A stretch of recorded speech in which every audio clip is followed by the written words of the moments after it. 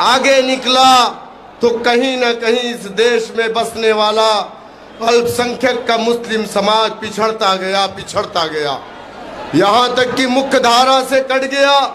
समय समय पर गैर सियासी तंजीमों ने जब वक्त की हुकूमत पर दबाव बनाया कि इस देश में बसने वाला अल्पसंख्यक का मुस्लिम समाज पिछड़ रहा है, तो इस देश में हुकूमत करने वाली सियासी पार्टियों ने कभी सच्चर कमेटी, कभी रंगनाथ मिश्रा कमीशन, कभी कुमटू कमीशन, कभी गोपाल कमीशन, कभी महमूदुर रहमान कमेटी के नाम से कमेटियों का गठन किया।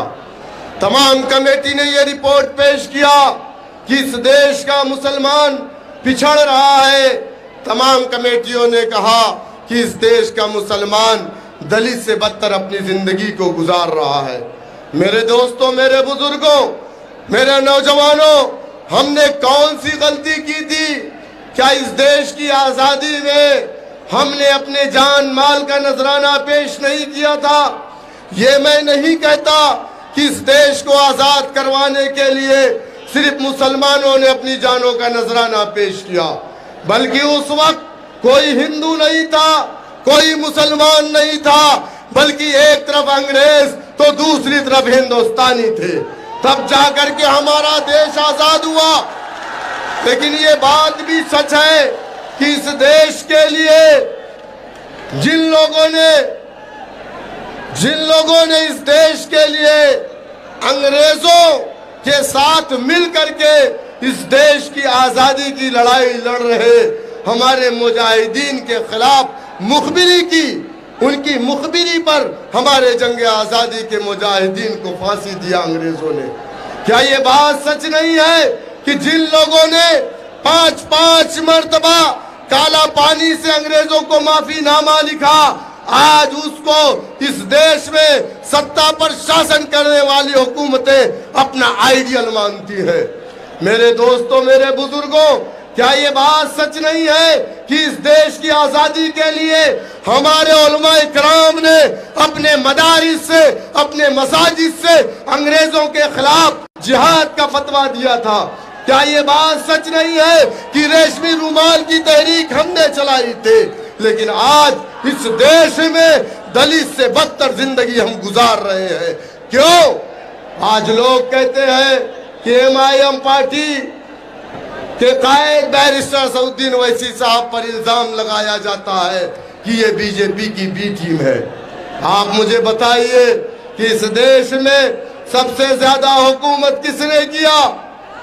हमने कांग्रेस को अपनी पार्टी माना, उसके डंडे झंडे को अपने कंधों पर रखा, हमने जिंदाबाद के नारे लगाए, वोट दिया, नोट दिया, सपोर्ट किया, लेकिन हमें क्या मिला? इस देश के अंदर दलित से बदतर जिंदगी जीने को मिला। इस देश में हुकूमत मजलिस इत्तेहादुल मुस्लिमीन की कभी नहीं थी, हम कभी किसी भी गवर्नमेंट का हिस्सा नहीं थे। लेकिन मेरे दोस्तों, मेरे बुजुर्गों, इल्जाम हम पर लगाया जाता है। इसी तरीके से आज जो मुल्क के हालात है वो बात किसी से छुपी नहीं है। हर तरफ आपको मारा जा रहा है। इस देश में सबसे ज्यादा अगर किसी को सताया जा रहा है तो वो आप है। ये बात किसी से छिपी नहीं है।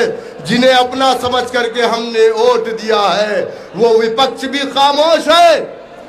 आपके लिए वो भी आपका नाम लेने को तैयार नहीं है। लेकिन अगर आज कृष्णा पटेल जी और पल्लवी पटेल जी और बिंद जी अगर आपके साथ आपकी लड़ाई लड़ने के लिए अगर खड़े हुए हैं तो वो एक उम्मीद पर खड़े हुए हैं कि आप मुत्तहिद होकर के अपने सियासी प्लेटफॉर्म कर मजबूत करेंगे। मेरे दोस्तों, मेरे बुजुर्गों, ये वही गांधी का देश है जिस देश में हिंदू और मुसलमानों के घर में जब शादियां होती थी तो दोनों समाज के लोग बैठ करके पंचायतें करते थे कि बारात कहाँ रुकेगी, कहाँ पानी पिलाया जाएगा, कहाँ खाना खिलाया जाएगा। लेकिन आज इस देश को तोड़ने की कोशिश की जा रही है। हिंदू मुसलमानों के बीच में नफरत पैदा करके बीजेपी मुसलमानों का खौफ दिखा करके हमारे बहुसंख्यक समाज का वोट लेकर के हुकूमत करना चाह रही, वहीं समाजवादी कांग्रेस पार्टी मुसलमानों को बीजेपी का खौफ दिखा करके उनका वोट लेना चाह रही है। हमें समझने की जरूरत है, इन तमाम दलों को ये कभी भी ना आपके हिमायती थे, ना है, ना रहेंगे।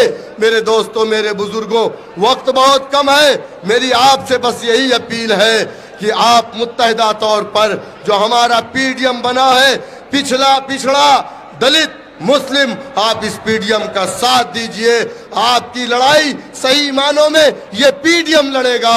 मैं इन्हीं बातों के साथ अपनी बात को खत्म करता हूं। बहुत बहुत शुक्रिया। अस्सलाम वालेकुम रहमतुल्लाहि व बरकातहू।